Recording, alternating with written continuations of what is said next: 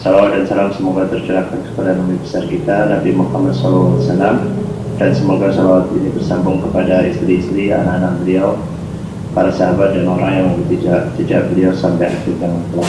Amin.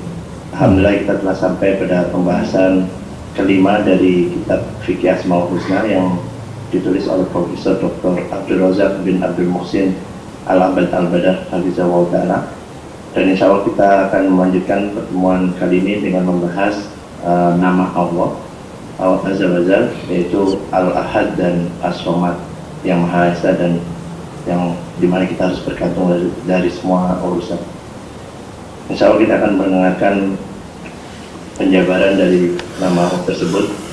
Tapi sebelumnya kita minta Sultan untuk membacakan protokol kajian supaya kita bisa tertibnya ikuti kajian. Ada Sultan? Bismillahirrahmanirrahim. Oke, seperti biasa, kami ingin share pada antum pada kajian online kita pada hari ini melalui Zoom meeting. Yang pertama, untuk menggunakan nama sebenarnya sehingga mudah untuk kami kenali. Yang kedua, menggunakan fitur video dan menggunakan mic atau audio saat join saat kajian berlangsung. Yang ketiga, mendengarkan kajian dan berusaha mengucapkan. Dan keempat, sesi tanya jawab insya Allah akan ada di kajian, dan kami berharap pertanyaan yang disampaikan disesuaikan dengan tema kita pada hari ini. Yang kelima, untuk ikhwan yang ingin bertanya langsung pada sesi tanya jawab nanti bisa menggunakan fitur raise hand agar kami kenali. Sedangkan untuk akhwat, kami mempersilakan anda semua mengirimkan pertanyaannya melalui kolom chat kepada host atau co-host dengan cara kami sampaikan kepada Ustaz insyaAllah. Dan yang terakhir, untuk mari bersama dalam mengikuti kajian ini dan berharap kita semua mendapatkan keridhaan dari Allah SWT, sehingga ilmu ini menjadi barokah dan bermanfaat bagi kita semua, baik dunia maupun akhirat. Amin Allahumma amin. Demikian saja Bang Doni. Kembali kepada antum. Jazakumullah khair. Jazakumullah khair. Alhamdulillah Ustaz telah bersama kita. Mungkin untuk singkat waktu kami persilakan Ustaz untuk mulai kajian. Oleh teman-teman seluruh Ustaz. Bismillahirrahmanirrahim. Assalamualaikum warahmatullahi wabarakatuh. Alhamdulillahi ala ihsani wa syukru lahu ala taufiqihi wa amtinani wa asyhadu an la ilaha illallah wahdahu la syarika lahu ta'ziman li sya'nihi wa asyhadu anna Muhammadan abduhu wa rasuluhu da'ila ridwani. Allahumma shalli alaihi wa ala alihi wa ashabihi wa ikhwani.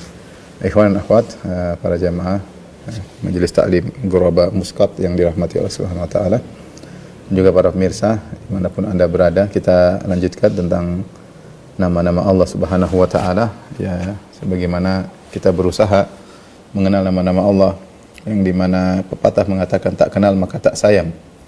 Maka seorang kalau ingin mencintai Allah Subhanahu wa taala, ingin mengagungkan Allah, ingin berharap dan ingin takut kepada Allah, maka mau tidak mau dia harus mempelajari nama-nama Allah dan sifat-sifatnya.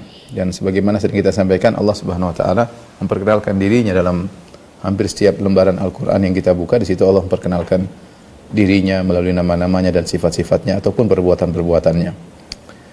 Kali ini kita akan bahas dua nama yang sangat agung, yaitu Al-Ahad dan As-Samad. Al-Ahad dan As-Samad, yaitu Al-Ahadiyah yang Maha Esa, dan As-Samad yaitu yang Maha Sempurna atau Maha yang bergantung kepadanya selainnya. Dan kedua nama ini tidak disebutkan kecuali dalam surat Al-Ikhlas, ya.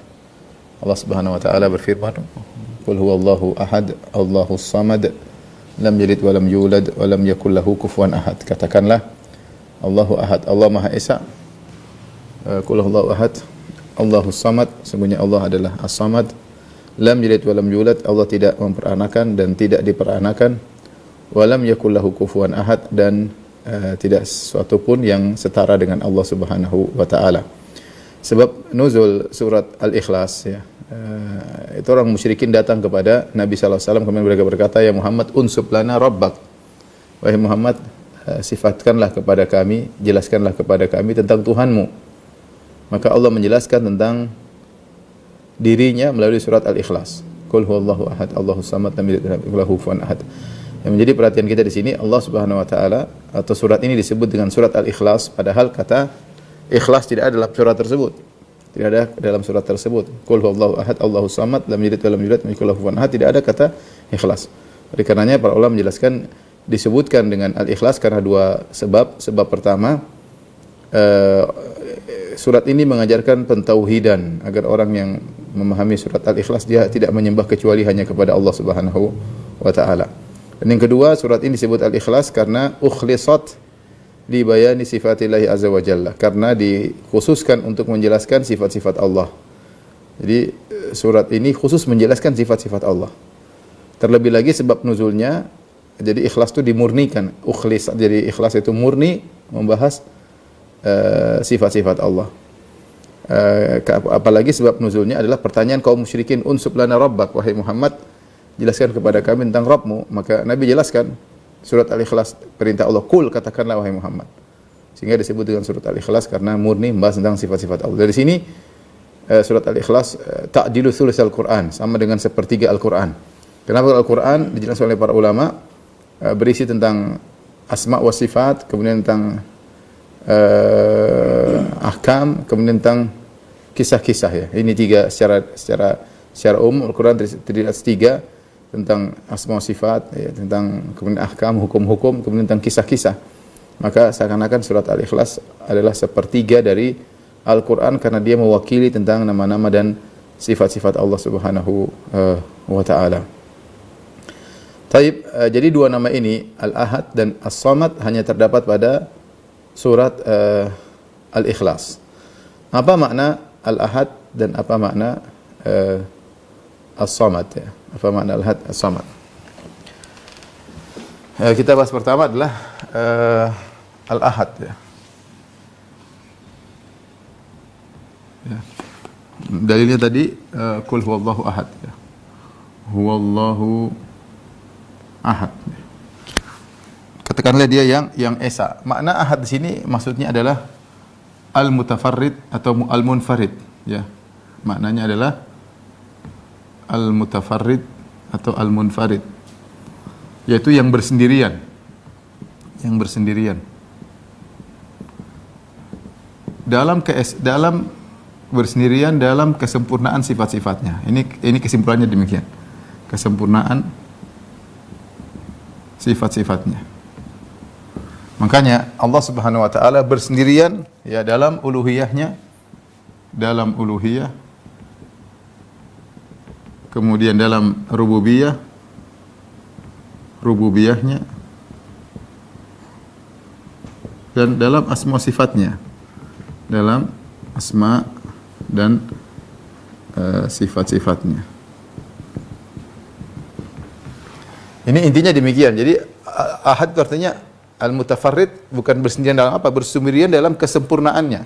Makanya di akhir surat Al-Ikhlas Allah mengatakan walam yakul lahu kufuwan ahad. Tidak satu pun yang serupa setara dengan Allah. Jadi Allah dia maha sempurna dalam kesempurnaan, dalam kesendiriannya tadi tidak ada yang bisa menyainginya.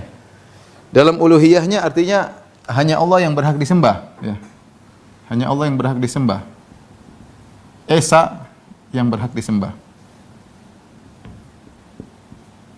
Kalau kita bilang Allah Esa dalam uluhiyahnya. Makanya ketika Bilal disiksa oleh Umayyah bin Khalaf, kemudian disuruh berbuat kesyirikan, mengakui tentang sembahan-sembahan, Bilal berkata ahadun ahad. Maha Esa, yaitu yang berhak disembah cuma Allah Subhanahu wa taala. Bahkan sebagian ahli sejarah mengatakan Bilal sengaja memilih nama Ahad, padahal nama-nama Allah banyak. Ada Ar-Rahman, ada Ar-Rahim, Al-Ghafur, ada Al-Khaliq, banyak, ada Al-Qadir, ada Al-Alim. Tapi kenapa Bilal memilih Ahad? Maha Esa. Karena perkataan Bilal ahadun ahad menentang apa yang diyakini oleh Umayyah bin Khalaf, tuan yang sedang menyiksanya. Dia milih perkataan yang buat mereka jengkel. Dia pilih perkataan yang buat mereka semakin jengkel. Disuruh buat syirik, dia malah mengatakan ahadun ahad. Allah Maha Esa, Maha Esa. Karena tidak ada yang berhak disembah kecuali Allah Subhanahu wa taala, maka Umayyah bin Khalaf semakin jengkel dan semakin menyiksa Bilal bin Rabah radhiyallahu taala anhu sampai akhirnya dibeli oleh Abu Bakar radhiyallahu taala anhu ya. Tapi inilah contoh kenapa Bilal ketika disiksa, Bilal mengatakan ahadun ahad. Bilal berkata ahadun ya, ini. Artinya hanya Allah yang berhak untuk disembah. Dalam rububiyahnya maksudnya Allah bersendirian ya. Allah bersendirian dalam mencipta, kemudian mengatur, hanya Allah sendirian, dan memiliki alam semesta. Allah sendirian. Tidak ada yang bersama Allah ikut mengatur, tidak ada bersama Allah ikut maintenance alam semesta, tidak ada. Ya. Allah yang maintenance alam semesta, menjaga alam semesta. Ya. Wa yumsikus sama an taqa 'alal ardi. Allah menjaga langit agar tidak jatuh di bumi ya. Allah Allah menjaga seluruhnya, alam semesta, langit, bumi, semuanya, matahari dalam orbitnya, kullun fi falakin yasbahun. Dan Allah bersendirian. Dalam pengaturan juga apa yang terjadi sekarang, terjadian ini, kini ada yang meninggal, ada yang mati. Kira-kira alam semesta berapa banyak kejadian di alam semesta ini, Allah bersendirian. Dan Dia Maha Esa dalam melakukannya. Tidak ada seorang pun, tidak satu pun yang bersama Allah. Yang ketiga, dalam asma sifatnya, yaitu ini yang maha sempurna. Dalam setiap sifatnya tidak ada yang menyamai.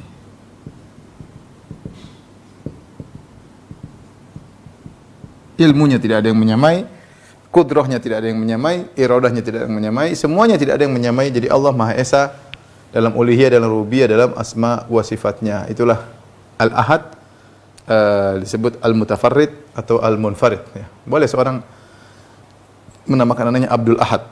Kalau di Arab ada ya, Abdul Ahad, Abdul Ilah, ya macam-macam. Taib. Ini definisi menurut Ahlus Sunnah wal Jamaah ya. Ini adalah pengertian Ahad menurut Ahlus Sunnah ya. Di antara dalam rububiyah artinya Allah tidak berbilang, di antaranya Allah tidak berbilang. Allah tidak berbilang. Makanya Allah cuma Esa, tidak berbilang sebagaimana Nasara dan kaum musyrikin yang lainnya. Ini menurut Ahlus Sunnah. Nah, bagaimana menurut Jahmiyah, Mu'tazilah dan Asy'ariyah? Mereka berdalil dengan sama dengan Ahad, tapi dalam rangka menolak sifat. Ya. Adapun ya,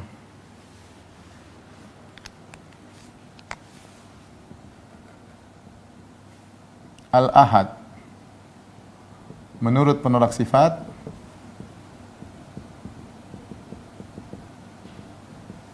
para penolak sifat dijadikan dalih untuk menolak sifat-sifat Allah.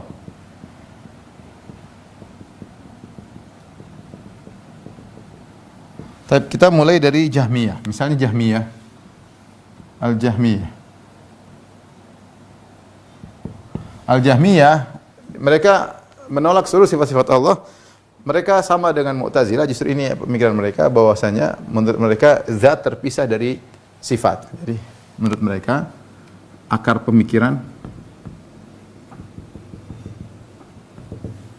zat terpisah dari sifat.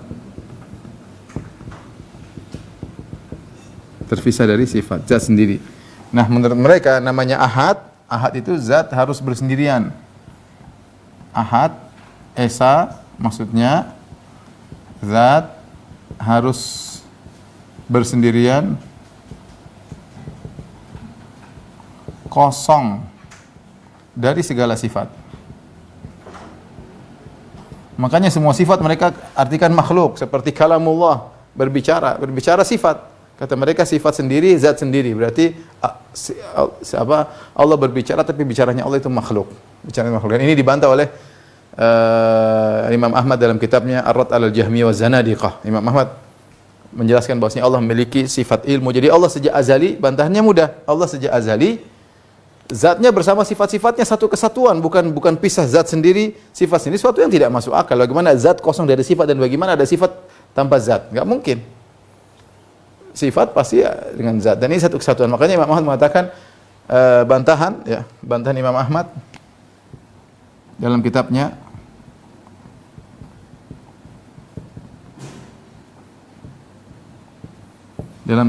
Ar-Rad 'alal Jahmiyah, dicetak ya, waz-Zanadiqah, dengan memisalkan dengan permisalan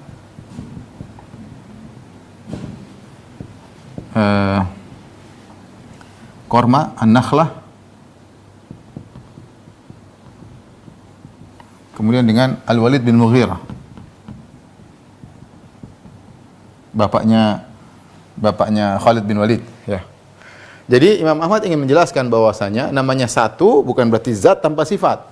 Kata Imam Ahmad, coba kabarkan kepada kami tentang pohon korma. Pohon korma, kita bilang ada satu pohon korma. Ketika kita bilang satu pohon korma, kita bilang satu pohon. Tapi pohon korma tersebut ternyata ada batangnya, ada jizi'nya, kemudian ada pelepah kormanya, ada namanya kartnya, yaitu yang dipotong-potong itu. Kemudian adanya leafnya, ada serabutnya, ya. Kata Imam Ahmad, tetap saja kita namakan satu pohon korma, padahal dia memiliki sifat yang banyak. Ada buahnya, ada macam-macam, ya. Tetap kita bilang satu pohon korma. Kalau begitu Allah pun demikian. Allah sejak azali zat dan sifat-sifatnya. Jangan kalian punya khayalan ada zat, kemudian tanpa sifat, kemudian sifat. Jadi kata orang Jahmiyah, zat harus dikosongkan dari sifat. Kalau kita bilang ada sifat bersama zat, berarti kita syirik. Kita syirik, tidak boleh. Jadi karena Allah ahad. Ahad itu esa, maka zatnya tidak boleh berbilang. Nah, kalau kita bilang Allah bersifat, kata mereka, sifat ini berarti menjadikan zat Allah berbilang. Ini suatu hal yang tidak masuk akal. Kita bilang nggak ada zat kosong dari sifat. Zat jadi Allah satu kesatuan, zat bersama sifatnya dianggap satu, bukan zat sendiri sifat sendiri, sebagaimana pohon korma. Demikian dalam Al-Quran Allah mengatakan tentang Walid bin Mughirah, kata Allah, "Dzarni wa man khalaqtu wahida wa ja'altu lahu malam mamduda wa banina syuhuda," dalam surat Al-Mudaththir.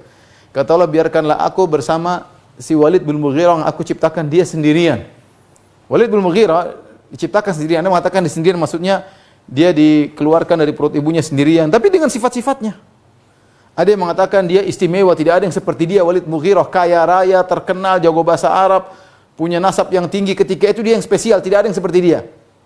Tetapi tetap disifati dengan wahid oleh Allah Subhanahu wa taala. "Dzarni wa man khalaqtu wahida." Jadi maksud saya, logika Jahmiyah namanya esa, justru ahad ini dijadikan untuk menolak sifat-sifat karena logika mereka zat itu sendiri sifat terpisah dari zat. Ini kerasukan apa namanya? Kerasukan filsafat, kerasukan filsafat. Tapi ini Jahmiyah, ya. Maksud saya ini korma tetap disebut satu, ya. Tetap disebut satu pohon korma, padahal sifatnya banyak. Sifat-sifatnya dan bagian-bagiannya banyak.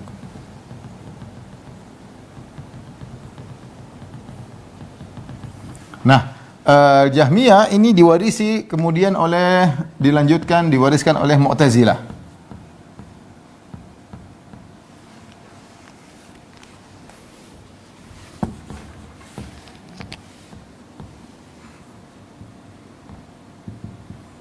Al-Mu'tazilah, ya sama. Mewarisi dari pemikiran Jahmiyah. Mewarisi pemikiran Jahmiyah. Apa itu? Mereka punya kaidah zat al-mujarradah. Zat al-mujarradah. Ini menurut mereka. Zat Allah itu zat yang kosong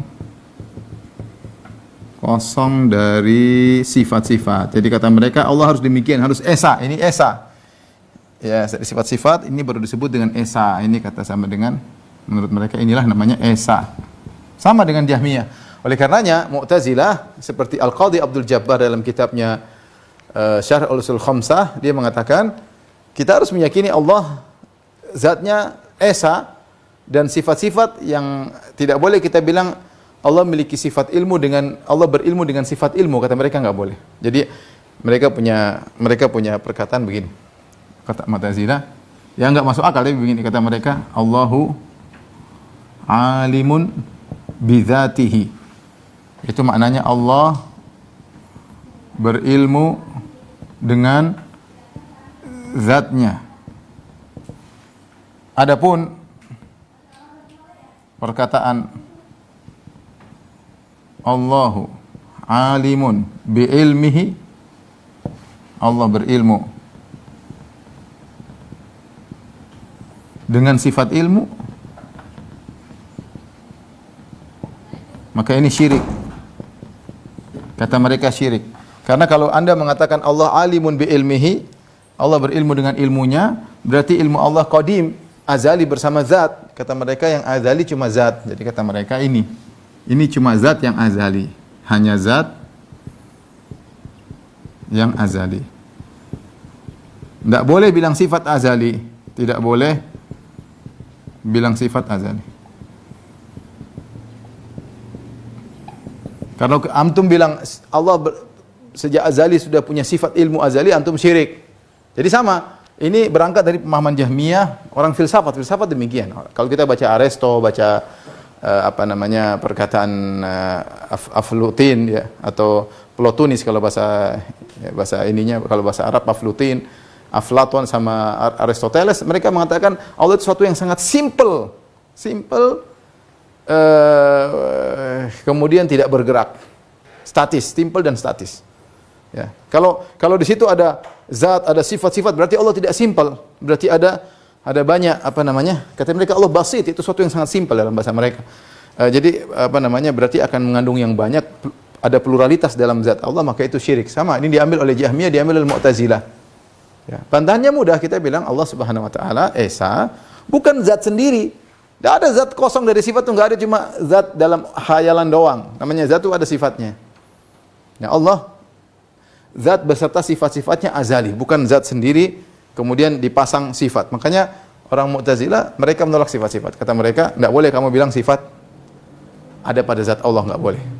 Allah berilmu dengan zatnya. Ini enggak masuk akal. Gimana? Allah melihat dengan zatnya, Allah berilmu dengan zatnya, Allah mencipta dengan zatnya, Allah berkudrah dengan zatnya. Enggak. Kalau kita ya Allah punya sifat kudrah, Allah punya sifat iradah. Mereka karena terjebak dengan logika filsafat, akhirnya mereka membuat teori seperti ini. Ini namanya ahad. Justru mereka berdalil dengan ahad, ahadiyah, Allah esa, justru dijadikan dalil untuk menolak seluruh sifat-sifat. Tapi bagaimana dengan Asy'ariyah?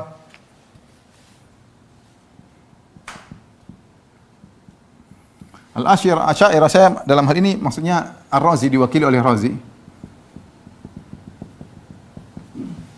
Dalam kitabnya dia nulis dalam hal ini masalah ahad dalam tafsir Ar-Razi yang namanya Mafatihul Ghaib di bagian terakhir surat Al-Ikhlas, dan juga dalam kitabnya Lawami'ul Bayyinat atau Syarah Asma'illahil Husna. Razi punya Syarah Asma'illahil Husna ya, Syarah Asma'ul Husna. Namanya Lawami'ul Bayyinat. Dia menyebut tentang Al-Ahad ya. Dia mengatakan Al-Ahad ada dua. Al-Ahad adalah Al-Ahad bisa dua makna. Kata Razi. Pertama, la yaqbalu al-kathrah, tidak menerima makna pluralitas, makna keragaman atau pluralitas.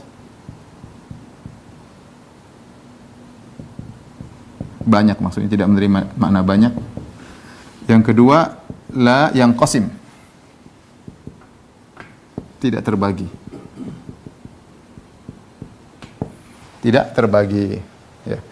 Ini yang dia sebutkan dalam kitabnya Lawami'ul Bayyinat. Ini tidak tahu dari mana dia ambil, dari secara bahasa juga aneh. Sesuatu yang tidak terbagi disebut dengan Al-Ahad. Al-Ahad. Ya. La yaqbalul kasrah, maksud dia adalah untuk menolak. La yaqbalul kasrah ini terpengaruh dengan sama dengan ini warisan. Tidak menerima sesuatu yang banyak. Tetapi Ar-Razi maksudnya adalah untuk menolak. Tapi dia menolak sifat-sifat zatiyah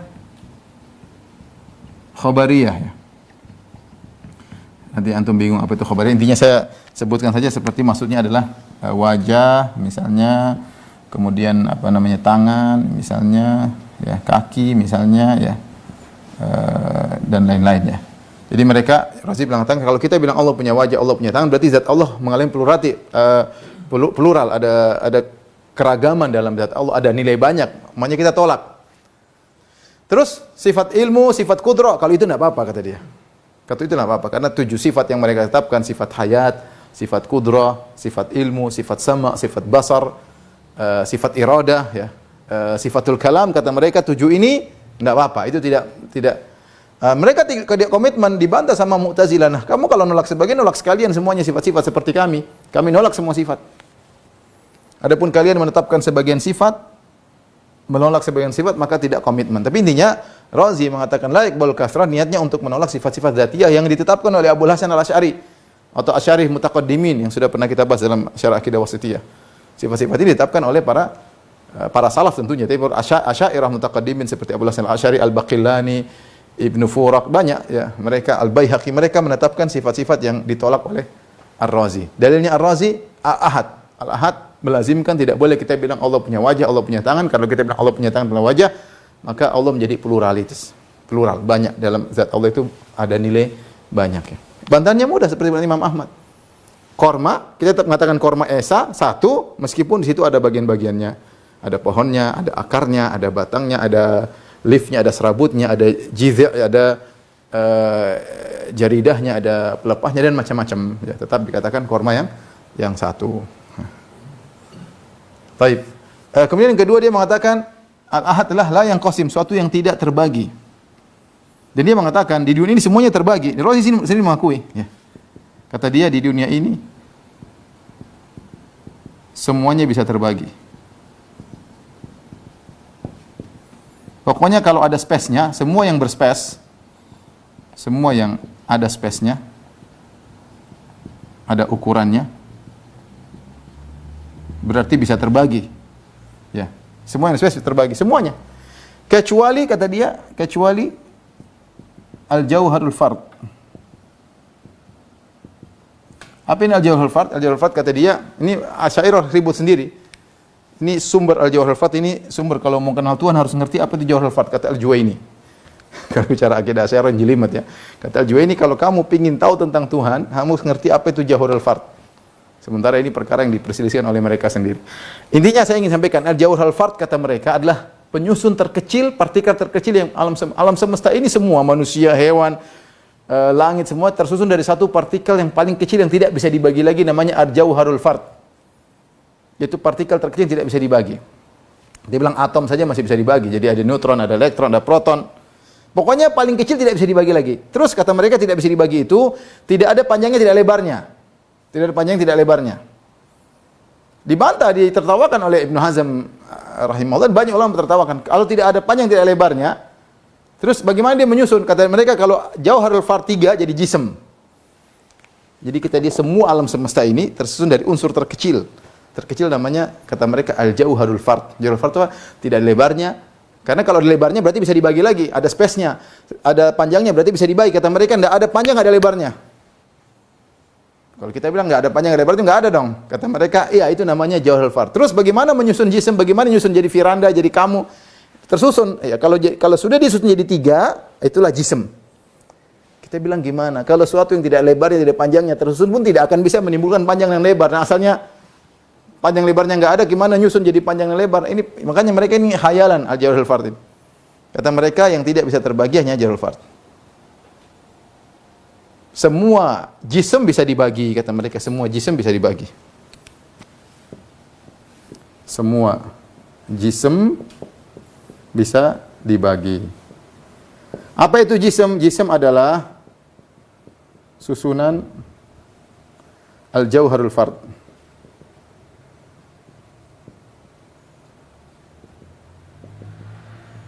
Al-jauharul fard tadi apa?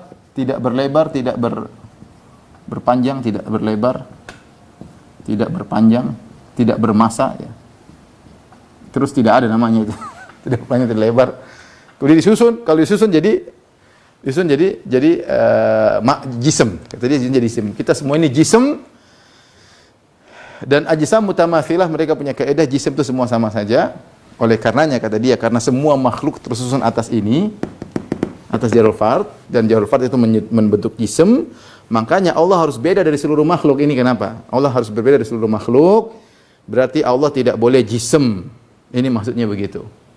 Nah, berarti apa tujuan dia untuk mengatakan ini? Intinya untuk menolak sifat, untuk menolak sifat Allah di atas. Razi sendiri mengatakan apa? Dia punya kaidah, semua yang bisa ditunjuk itu bukan Tuhan. Tuhan tidak boleh bisa ditunjuk. Kenapa? Kalau satu bisa ditunjuk berarti dia berspace, berarti dia ada jism, berarti bisa dibagi, berarti makhluk. Sehingga dia bilang Allah tidak boleh ditunjuk. Jadi ikuti oleh sebagian dai di tanah air. Siapa yang bilang Allah di atas, kafir katanya. Subhanallah. Apa dalilnya? Logika jauharul fard. Dari mana nih ada dalil? Apa Abu Bakar dan Umar tahu jauharul fard?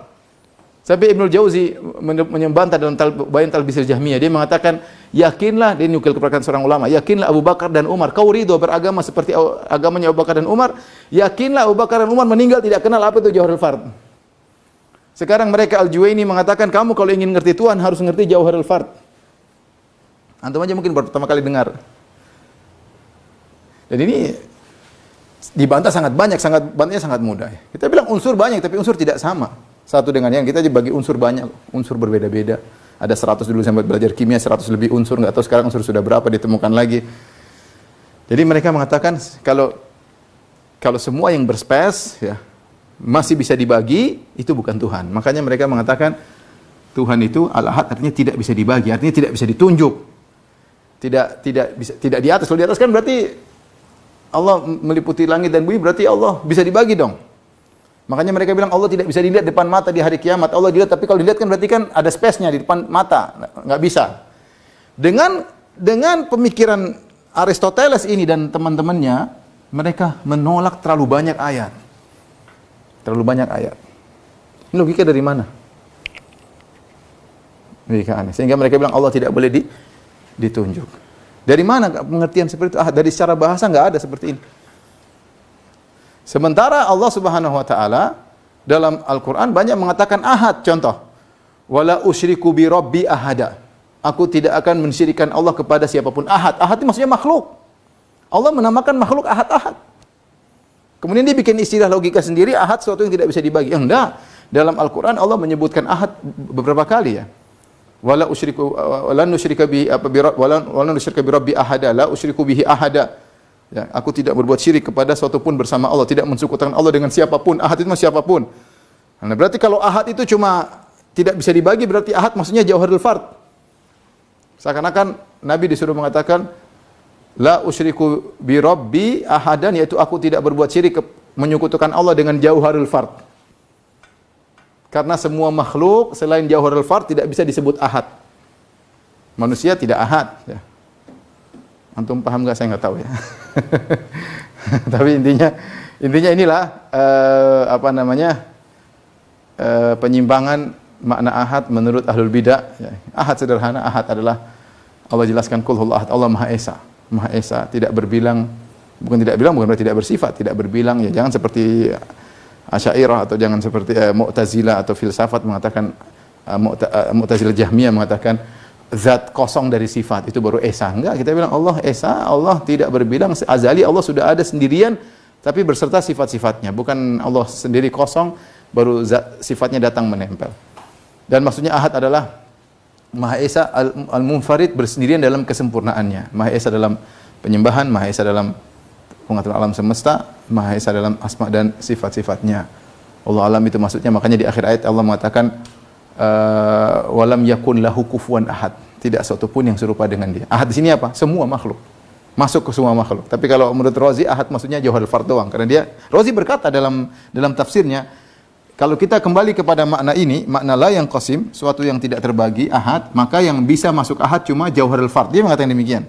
Yang penting dunia ini semuanya bisa terbagi karena semua ada space. Kecuali Jauharul Fard. Ini saja yang hanya ini yang ahad. Menurut Razi. Yang lain tidak ada yang ahad.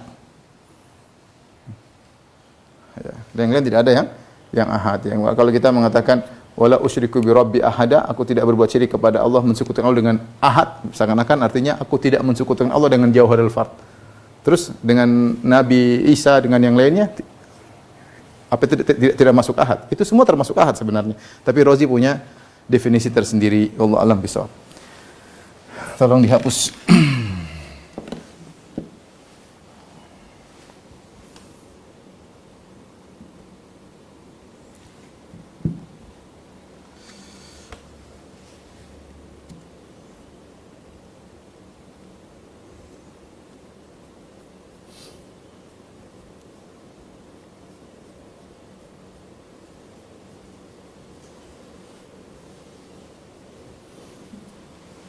Baik, setelah ini kita akan bahas tentang makna yang kedua,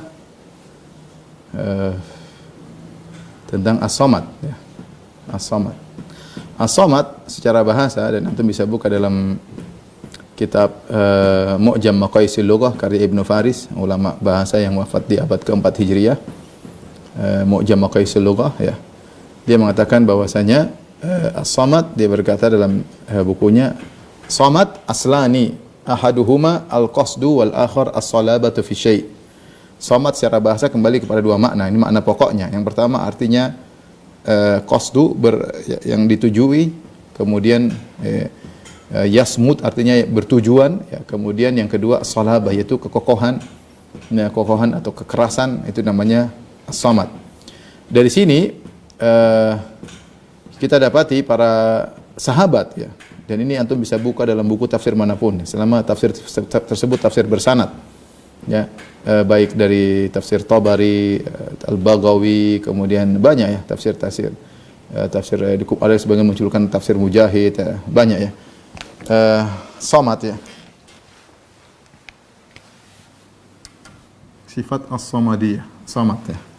Tadi kita bilang secara bahasa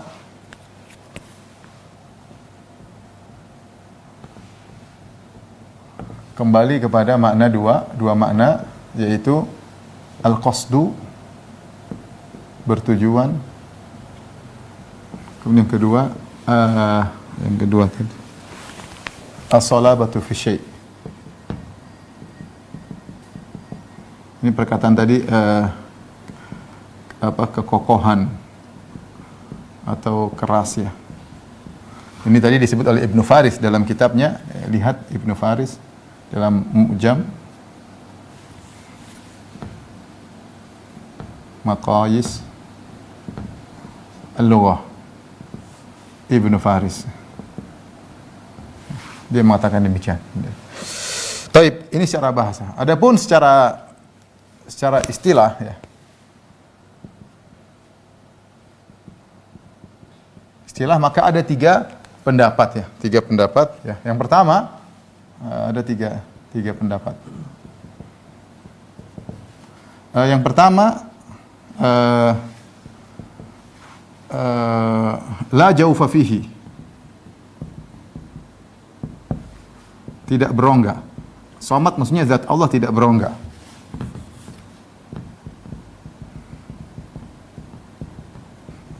Tidak berongga. Kemudian yang pendapat kedua, as-samad artinya alladzi tasmudu ilaihi al-khalaiq bihawaijihim, yang seluruh makhluk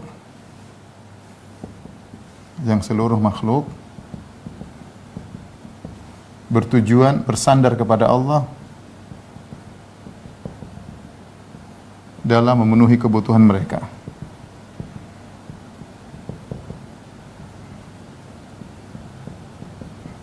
Kemudian makna tiga makna, yaitu alladhi yantahi fi su'dat, itu yang paling sempurna. Ini semuanya tafsiran salaf. Dan tafsir yang paling banyak ijma adalah makna ini, zat yang tidak berongga. Ini tafsir mayoritas dan ijma para ahli tafsir. Siapa yang berpendapat dengan ini, Allah tidak berongga, di antaranya Ibnu Abbas, ya. Ibnu Abbas, Ibnu Mas'ud, sahabat ini. Ini tafsirnya. Tafsirnya Ibnu Abbas radhiyallahu anhuma, Ibnu Mas'ud radhiyallahu anhu. Kemudian Buraidah bin Husayb. Buraidah ibn al-Husayb.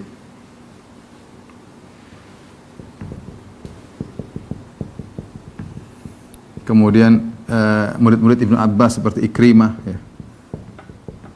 Mujahid, Hasan al-Basri juga, Al-Hasan, dan banyak sekali. Ini semua tafsiran para salaf. Mereka mengatakan la jaufa fi, Allah tidak berongga. Kemudian datang lagi tafsiran lebih rinci. Ada yang mengatakan la ya'kul wa la yashrab. Tidak makan, tidak minum. Maksudnya as-samad itu tidak makan, tidak minum. Karena Allah tidak berongga zatnya, maka tidak bisa masuk makan, tidak bisa masuk minuman. Ada yang mengatakan la yakhruju minhu syai'. Tidak ada sesuatu yang keluar darinya. Keluar darinya. Ya, karena dia tidak berongga bagaimana? Beda dengan makhluk, makhluk berongga. Makhluk berongga, manusia, hewan berongga dan lain-lain. Kemudian di antaranya lam yalid wa lam yulad. Tidak melahirkan dan tidak dilahirkan, sama karena tidak berongga, tidak melahirkan dan tidak dilahirkan juga ya. Kemudian juga di antaranya laisa lahu ahsya. Tidak ada isi perutnya, tidak ada isinya ya, tidak ada isinya. Ini semua perkataan dari salaf. Ini yang saya sebutkan semua ini perkataan dari para ulama salaf. Dari para sahabat dan tabi'in.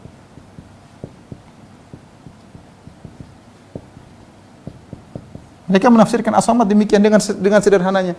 Kita sih mudah, Allah punya zat Allah tidak sama dengan zat makhluk. Justru ketika dikatakan la jaufa fihi, zat Allah tidak ada rongganya, kita tahu bahwasanya zat Allah tidak sama dengan makhluk, tidak sama dengan makhluk.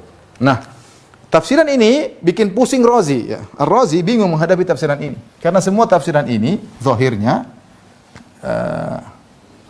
kata Razi dalam tafsirnya ini semua menunjukkan jism.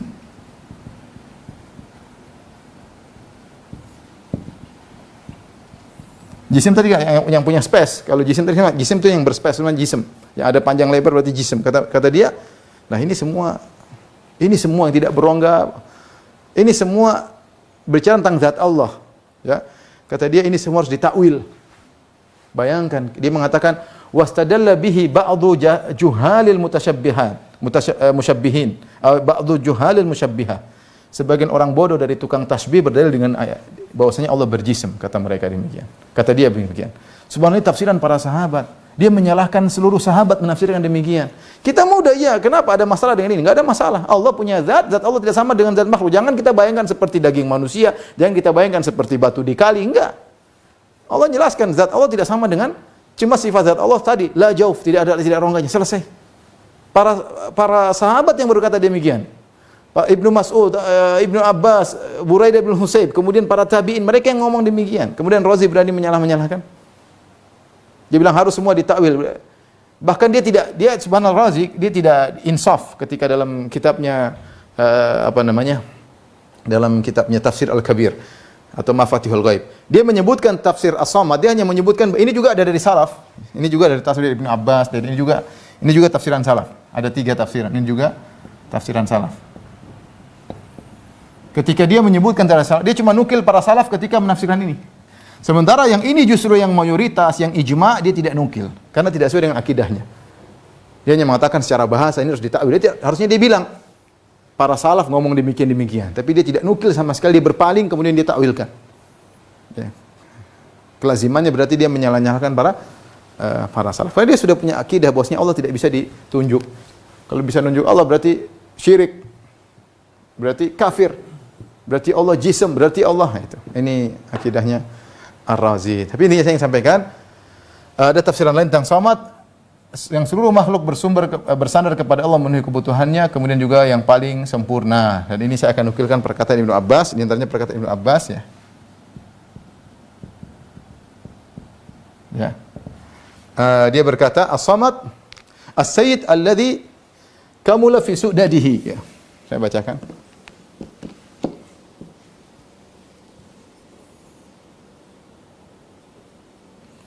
Kata Ibnu Abbas radhiyallahu anhu tentang as-samad, as-sayyid alladhi qad kamula fi su'dadihi. Samad artinya adalah pemimpin yang sempurna dalam kepemimpinannya. Kemudian wasyarif alladzi qad kamula fi syarafihi. Yang mulia, yang asyarif itu yang mulia, yang sempurna dalam kemuliaannya.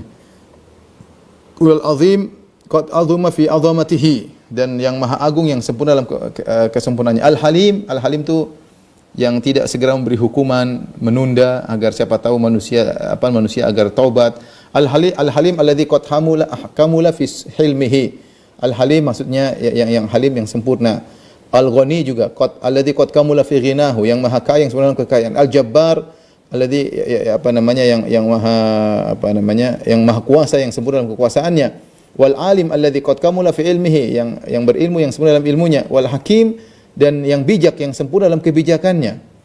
Wa huwa alladzi qad kamula fi anwa'i syaraf was su'dad wa huwa Allah subhanahu hadhihi sifatuhu la tanbaghi illa lahu. Dialah Allah yang telah sempurna dalam segala bentuk kemuliaan dan kepemimpinan, dan dialah Allah, inilah sifat-sifatnya tidak pantas bagi selain Allah Subhanahu wa taala. Yang menakjubkan dalam hal ini penafsiran Ibnu Abbas ini membantah orang-orang yang mengatakan salaf dahulu mufawwidhah, tidak tahu tentang makna nama-nama Allah. Ini bohong. Jadi sebagian orang mengatakan salaf dulu enggak ngerti kalau lewat ayat-ayat sifat, mereka enggak ngerti maknanya. Lah ini Ibnu Abbas menafsirkan as-samad maksudnya begini. Lihat tadi Al-Ahad, As-Samad, mereka tafsirkan semuanya. As-Samad maknanya begini, As-Samad. Terus mereka bilang para salaf dahulu enggak ngerti maknanya. Yang benar mereka tahu maknanya, tapi mereka tidak bisa membagaimanakannya. Itulah kaif, itu yang perkataan Imam Malik, istiwa'u ma'lum wal kaifu majhul, ya. Wal imanu bihi wajib. Wa su'alu anhu bid'ah, bahwasanya istiwa ketika ditanya kaifastawa, ditanya bagaimana cara Allah beristiwa, maka Imam Malik mungkin berkata al-istiwa ma'lum, istiwa maknanya maklum, diketahui. Makanya ditafsir oleh para ulama, ditafsirkan oleh Mujahid, ditafsirkan oleh Abul Aliyah, ya, maknanya ala wartafa'a. Para salaf menafsirkan. Belum mereka bilang para salaf dulu enggak tahu maknanya. Mereka tahu maknanya. Yang tidak boleh apa? Wal kaifu majhul. Bagaimana yang tidak diketahui. Wal imanu bihi wajib, iman la wajib, wa su'alu anhu bid'ah, dan bertanya kepadanya adalah bid'ah. Jadi ketika seorang mengetahui Allahus Samad, ya, ketika seorang mengetahui bahwasanya Allah adalah As-Samad yang maha sempurna dalam segalanya, yang tidak melahirkan, tidak dilahirkan, kemudian segala bergantung kepadanya, maka seorang boleh berdoa dengan mengatakan ya Allah, Engkau adalah As-Samad misalnya.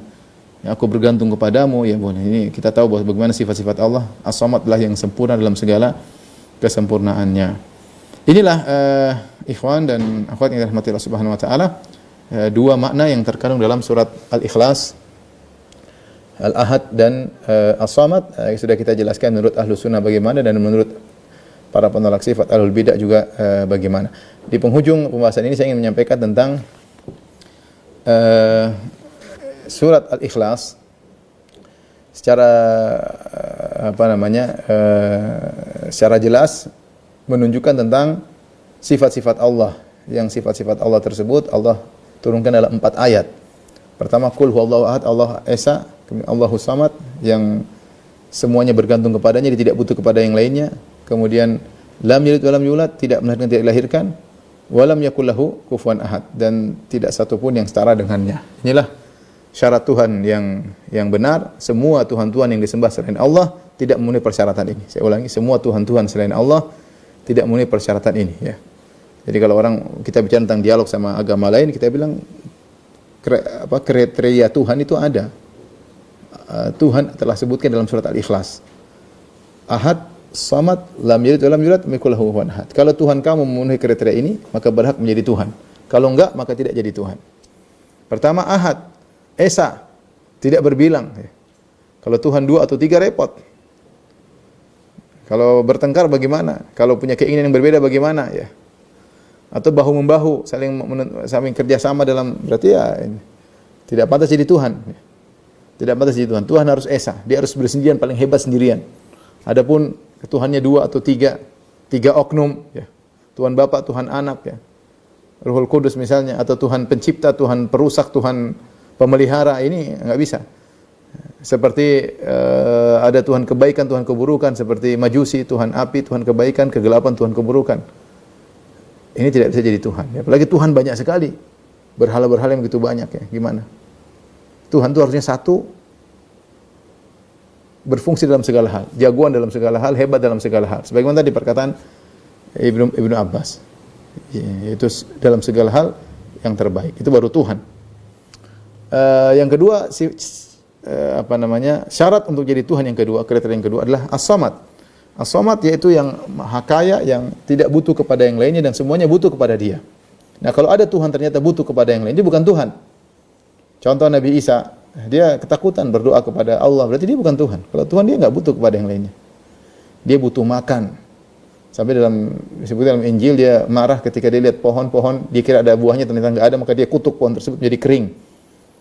Dia butuh tidur, makanya dia tidur, bahkan dibangunkan oleh dia bukan Tuhan. Mereka sering berkilah dengan mengatakan ini sifat ketuhanannya, sifat kemanusiaan. Gimana Tuhan menjadi sifat manusia ya? Intinya Tuhan tidak bisa demikian. Tuhan itu harus tidak butuh kepada yang lainnya. Sama ada Tuhan mau disembah dipahat dulu. Dipahat dulu. Nah, Tuhannya kalau belum dipahat nggak jadi Tuhan. Berarti Tuhan dipahat dulu bagaimana? Mau jadi Tuhan dipahat dulu. Ini tidak pantas jadi Tuhan. Atau Tuhan hewan ya. Sapi misalnya disembah ya. Lihat ada orang sembah sapi. Gimana Tuhannya dikasih makan dulu ya? Tuhannya butuh makan, Tuhannya butuh beol, Tuhannya butuh gimana Tuhan? Ya. Dia melanggar sifat as-samad. Melanggar sifat as-samad. Semua yang masih butuh kepada yang lain tidak berhak menjadi Tuhan. Karena secara logika konsekuensi Tuhan harus memiliki itu. Dia tidak butuh kepada yang lain butuh kepada dia. Kemudian sifat yang ketiga, lam yalid wa lam yulad, tidak melahirkan, tidak dilahirkan. Tidak melahirkan karena kalau dia melahirkan, maka jadi ganda. Dia punya anak dan anak dia pasti seperti dia dan dia akan butuh kepada anak tersebut. Atau kalau dia ingin punya anak, berarti dia harus punya istri. Sehingga ada kebutuhan kepada yang lainnya. Kalau dia punya anak, Tuhan punya anak, anaknya akan sama dengan dia. Atau bisa jadi lebih jauh daripada dia. Makanya, Qul in kana lirrahmani waladun fa ana awwalul abidin. Kata Allah kepada Nabi sallallahu alaihi wasallam, "Qul," katakanlah kepada mereka, "In kana lirrahmani waladun," kalau Allah punya anak, fa ana awwalul abidin. Aku yang pertama kali menyembah anak tersebut dalam satu tafsir. Ulama menafsirkan sebagian tafsir seperti ini. Artinya apa? Kalau Allah yang punya anak, memang anak itu memang boleh kita sembah, anaknya Tuhan. Ya, tetapi Allah tidak punya anak. Allah punya anak berarti tidak lagi sendirian jagoannya. Tidak lagi sendirian dalam kesempurnaannya. Ada yang menyamai dia. Ini tidak pantas jadi Tuhan. Tuhan double itu enggak pantas. Ya, berarti dia butuh kepada sang anak ya. Sehingga dia ngeluarin anaknya karena dia butuh pada sang anak tersebut. Atau bisa dia butuh kepada istri. Berarti lam yalid, tidak memperanakan. Walam yulad, dan tidak dilahirkan. Tuhan tidak dilahirkan. Kalau ada Tuhan dilahirkan berarti Tuhan. Gampang. Nabi Isa dilahirkan, makanya Allah mengatakan Al-Masih ibn Maryam. Isa putra Maryam, bukan Tuhan, karena syarat Tuhan tidak dilahirkan. Kalau Tuhan dilahirkan berarti sebelum dilahirkan dia tidak ada. Sederhana kok, sederhana. Ini secara sangat logis. Syarat Tuhan. Lam yalid wa lam yulad, tidak dilahirkan. Banyak ngaku-ngaku sebagai Tuhan namun dilahirkan. Contoh Fir'aun ngaku Tuhan, dilahirkan. Dulu dia enggak ada, dilahirkan. Namrud ngaku jadi Tuhan, dilahirkan. Dajjal dilahirkan. Semua dilahirkan. Nabi Isa dilahirkan. Tidak pantas untuk dijadikan sebagai Tuhan. Ya, semua yang dilahirkan. Makanya Allah mengatakan walam yulad, Allah tidak dilahirkan. Kemudian yang terakhir, walam yakul lahu kufuwan ahad, tidak ada satupun yang setara dengan dia. Tidak ada yang setara dengan dia. Ya, dia yang paling hebat dalam segala hal. Semuanya tunduk, dia Al-Qahhar, tunduk kepada segala aturannya. Dengan demikian ini 4 kriteria Tuhan yang kalau mau jadi Tuhan harus memenuhi 4 kriteria. Dan tidak ada yang memenuhi kriteria ini kecuali Rabbul Alamin, kecuali Allah Subhanahu wa taala, Ahad, Samad, lam yalid wa lam yulad, wa lam yakul lahu kufuwan ahad. Demikian ikhwan akhwat yang dirahmati Allah Subhanahu wa taala yang bisa saya sampaikan. Kalau ada yang bertanya saya persilahkan. Wallahu taala alam bisawab. Saya mulai Ustaz Barakallahu Fik atas kajian yang saya sampaikan. Alhamdulillah ada beberapa pertanyaan. Mungkin untuk mulai pertanyaan pertama bisa dimulai dari Zoom. Mungkin akun Alex bisa langsung tanya ke Ustaz.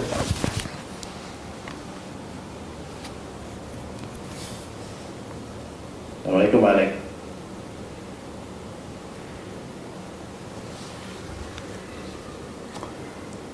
Ya, yang lain dulu, yang lain. Ya, mungkin kita dapat dulu Ustaz. Pertanyaan dari Fadil Balik. Oh iya, mohon maaf tadi mute-nya belum di ini kan. Mohon maaf. Assalamualaikum Ustaz. Waalaikumsalam warahmatullahi wabarakatuh. Waalaikumsalam. Ya Ustaz. Yang pertama, bagaimana menjelaskan masih bingung yang tadi lam yalid wa lam yulad. Artinya keberadaan Allah itu tidak tidak beranak dan tidak diperanakan. Itu Allah ada dengan sendirinya itu seperti apa, menjelaskan kalau ada orang yang bertanya gitu kan. Berarti kan Allah itu tidak dilahirkan dan tidak melahirkan. Tidak beranak, tapi penjelasan bahwa Allah itu ada dengan sendirinya seperti apa. Itu yang pertama tadi. Yang kedua, tadi Ahlul Bidah itu kan ada Mu'tazilah, ada Jami'ah dan Ar-Razi. pemikiran-pemikiran mereka yang menolak Sifat. pendapat halus sahabat dan lainnya, itu termasuk keluar dari Islam apa enggak gitu kan? Terima kasih Pak. Adapun yang pertama, kita bilang ya demikian namanya secara sederhana, yang nama wujud ada dua. Ada namanya mumkinul wujud, ada namanya wajibul wujud. Mumkinul wujud artinya sesuatu yang mungkin ada, mungkin tidak. Dia mungkin untuk ada, mungkin untuk tidak ada. Ya, ada namanya harusnya wajibul wujud. Itu harus ada. Harus ada. Nah, yang harus ada inilah adalah Tuhan. Artinya dia ada dengan sendirinya. Kalau dia sendiri mungkin, kalau dia sendiri juga mungkin, maka tidak ada alam semesta. Karena mungkin tidak bisa terjadi kecuali ada yang wujudnya wajib untuk mengadakannya. Ya. Jadi sederhananya kita bilang kalau Tuhan harus dilahirkan misalnya, kalau Tuhan harus dilahirkan, maka kalau itu berlanjut terus, maka alam ini tidak akan ada. Alam ini tidak akan ada. Harus ada pada titik terakhir yang dia tidak dilahirkan. Karena kalau kemungkinan seluruhnya tidak bersilsilah, tidak dilahirkan, maka tidak akan ada alam semesta ini. Saya kasih sering gambaran seperti beginilah Pak Alex. Saya sering gambaran seperti ada satu narapidana mau dihukum tembak mati, ya, dihukum tembak mati. Kemudian ada 10 tentara yang siap ngacungkin senjata ke orang ini, ke narapidana tadi. Ya, nomor 1, nomor 2, nomor 3, nomor 4 sampai nomor 10. Nomor 10 jenderal yang paling top, ya. Nomor 1 tidak akan menembak ini narapidana 0 ya, 0. Nomor 1 tidak akan menembak 0 narapidananya kecuali nomor 1 mendapat perintah dari nomor 2. Nomor 2 tidak akan memerintahkan nomor 1 kecuali nomor 2 dapat perintah dari nomor 3. Nomor 3 tidak akan memerintahkan nomor 2 kecuali nomor 3 dapat perintah nomor 4. Nomor 4 tidak akan memberikan perintah kepada nomor 3 kecuali dapat nomor 5. Dan seterusnya sampai nomor 9 tidak akan memerintahkan nomor 8 supaya merintah nomor 7 dan seterusnya agar nembak si 0 ini kecuali dapat perintah dari nomor 10. Nomor 10 harus berhenti. Harus dia adalah berhenti. Dialah tidak diperintah oleh yang lainnya. Kalau dia diperintahkan oleh yang lain juga tidak akan selesai, tidak ada ujungnya, ini tidak akan ditembak, tidak akan ada eksekusi. Paham atau tidak Pak Alex? Pak Alex? Paham enggak? Nomor 1 tidak akan mengeksekusi 0 kecuali dapat perintah nomor 2. Harus ada titik pertama pusat perintah yang dia tidak diperintah lagi atasan di atasnya. Seandainya yang di atas ini tidak ada berhentinya, maka tidak akan ada eksekusi. Paham?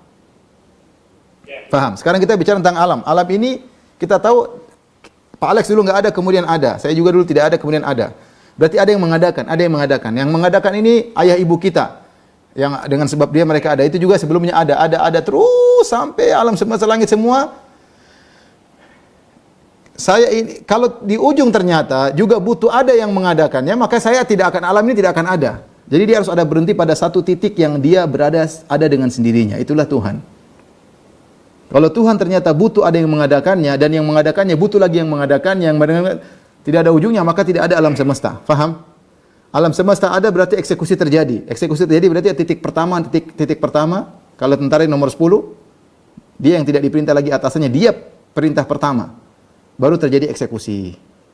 Sama, keberadaan kita, wujud kita itu bergantung pada wujud sebelumnya. Seandainya ini tidak berujung, ya kan begini, saya ini ada kalau bapak ibu saya ada, ya kan? Bapak saya ibu ada ini kalau neneknya ada gitu. Ya. Kalau neneknya ada ini dan seterusnya. Kalau ternyata di ujungnya juga tidak ada ujungnya, maka ini semua tidak ada, saya tidak akan ada. Berarti harus ada titik pertama yang dia tidak dilahirkan dan dia yang menciptakan. Dan itu Allah itu ya. Itu Allah. Karena kalau bilang orang ateis sering bilang kalau semua yang ada dilahirkan, semua yang ada pasti mengadakannya. Nah, berarti Allah bagaimana? Kita bilang tidak, ya. Semua yang ada bukan berarti ini perkataan yang salah. Semua yang ada pasti yang ada mengadakannya itu keliru. Tapi kita bilang semua yang dari tidak ada menjadi ada pasti ada yang mengadakannya. Itu yang benar. Saya ulangi ibarat yang benar. Semua yang tadinya tidak ada menjadi ada pasti ada yang mengadakannya. Paham Pak Alex? Jangan kita bilang semua yang ada pasti ada yang mengadakannya. Karena kalau kita bilang semua yang ada pasti Allah ada, berarti ada yang mengadakan Allah. Itu salah. Ibarat yang benar. Iya, karena dia sendirinya ada. Yang ada yang ibarat yang benar, semua yang dari tidak ada menjadi ada, pasti ada yang mengadakannya. Sementara Allah bukan dari tidak ada menjadi ada, tapi ada dengan sendirinya. Karena kalau Allah tidak ada, makhluk ini juga nggak ada. Buktinya makhluk ada berarti ada titik pertama yang dia ada dengan sendirinya. Disebut wajibul wujud. Dia wajib ada untuk bisa mengadakan yang mungkin-mungkin ini. Pak Alex bisa nonton di ceramah saya tentang syubhat-syubhat ateis di apa, pernah juga diceramahkan di Muscat ya, di Guraba Muscat. Bisa dinonton kembali. Yang kedua, adapun masalah Jahmiyah, Mu'tazilah dan teman-temannya, ya, maka kalau Jahmiyah banyak yang mengkafirkan. Ada Mu'tazilah, Asy'ariyah maka tidak, ya tergantung ya. Perbuatan mereka seperti Mu'tazilah, perbuatan mereka kufuran, mereka mengatakan Al-Qur'an itu makhluk, itu kekufuran, tapi tidak semua yang terjerumus dalam hal tersebut otomatis menjadi kafir. Oleh karenanya Imam Ahmad rahimahullahu taala tidak mengkafirkan Al-Ma'mun. Al-Ma'mun terkena syubhat oleh Ahmad ibnu Abi Du'ad yang mengatakan Al-Qur'an itu makhluk. Karena menurut dia zat sendiri bicara itu sifat itu makhluk tadi perkataan Mu'tazilah, karena esa itu zat. Sifat tidak boleh digabungkan ke zat. Sehingga sifat berbicara adalah makhluk. Ya, ini akhirnya diterima oleh Al-Ma'mun sehingga dia maksa orang untuk mengatakan Al-Qur'an makhluk dengan syubhat dari Ibnu Abi Du'ad. Imam Ahmad di antaranya disiksa, tapi Imam Ahmad tidak mengkafirkan Al-Ma'mun karena dia punya syubhat. Wallahu a'lam bishawab.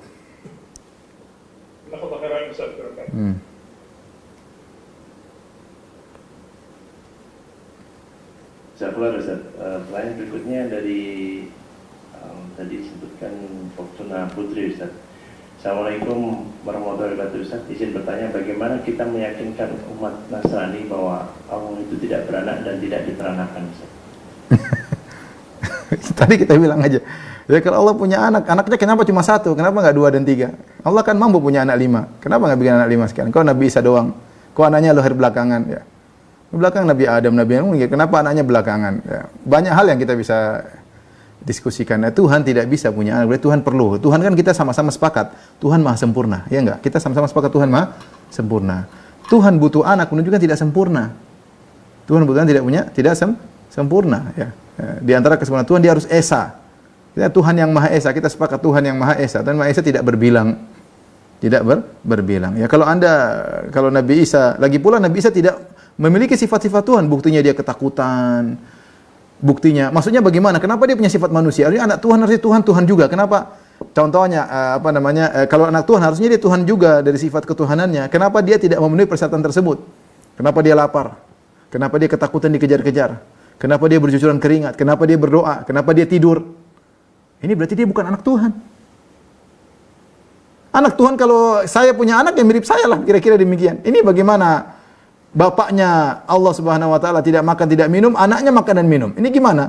Enggak logis lah, enggak logis ya. Enggak logis ya, diskusi aja lah.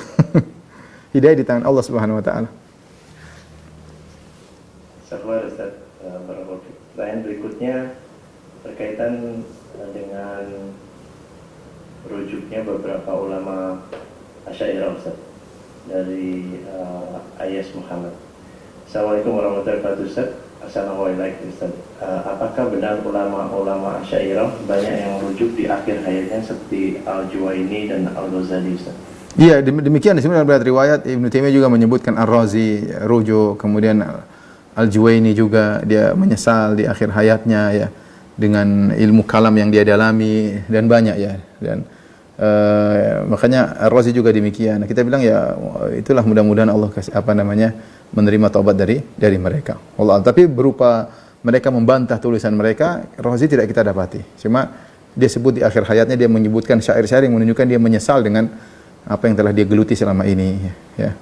Karena subhanallah seperti Al-Juwaini dia mengatakan kalau ingin tahu tentang agama harus tahu Jawharul Fard.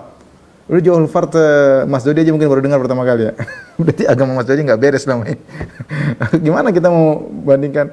Makanya nantilah kita bahas suatu saat. Tapi intinya ini hal-hal yang aneh. Ya, apalagi mereka mengatakan yang wajib bagi pertama seorang Muslim untuk masuk Islam harus mengetahui tentang dalil a'rad. Itu panjang lebar lagi dan tidak logis. Ruwet akidah mereka ruwet. Ya Allah alam bisawab. Sampai Ustaz, pertanyaan berikutnya tentang ancaman khususnya. Assalamualaikum Ustaz, semoga Allah SWT selalu menjaga Ustaz dan seluruh kaum muslimin. Akhwan mau bertanya, apakah ada ancaman khusus bagi para Mu'attilah, dan bagaimana cara bertobat jika pernah menolak sifat Allah Azza wa Jalla? Wa dharul ladzina yuhliduna fi asma'ihi sayujzauna ma kanu ya'malun. Kata Allah, wallahil asmaul husna fad'uhu biha. Bagi Allah nama-nama yang terindah, berdoalah dengan nama-nama Allah. Wa dharul ladzina yuhliduna fi asma'ihi, dan tinggalkanlah orang-orang yang melakukan ilhad dalam nama-nama Allah. Di antaranya ilhad dalam sifat-sifatnya. Sayujzauna ma kanu ya'malun, mereka akan dibalas dengan amal perbuatan mereka. Repot ya kita ini bicara tentang Tuhan, kemudian menolak ayat begitu banyak, mentakwil ayat begitu banyak. Coba kita sering bantah masalah ini ya. Terpengaruh dengan akidahnya filsafat ya, menjadikan itu satu kebenaran yang absolut. Jadi seakan-akan mereka, kenapa mereka seperti meyakini itu suatu absolut? Para ulama mengatakan dulu ketika buku-buku Yunani diterjemahkan di zaman Khalifah Al-Ma'mun, diterjemahkan dalam bahasa Arab, di situ ada ilmu kimia, ilmu fisika, ilmu kedokteran, mereka terpukau seakan-akan suatu ada ilmu yang luar biasa yang mereka tidak pernah dengar sebelumnya, sehingga mereka terkagum dengan Aristoteles, dengan teman-temannya, sehingga mereka menganggap diri mereka kerdil, sehingga mereka ini otaknya orang ini sangat besar. Ketika orang-orang ini, Aristoteles, kemudian Plato, kemudian Aflutin atau Plotinus berbicara tentang ketuhanan, Tuhan harusnya begini. Kalau mereka bicara biologi nggak ada masalah, karena itu dibangun dengan suatu yang eksperimen yang mereka lihat, ya, biologi, fisika, oke lah.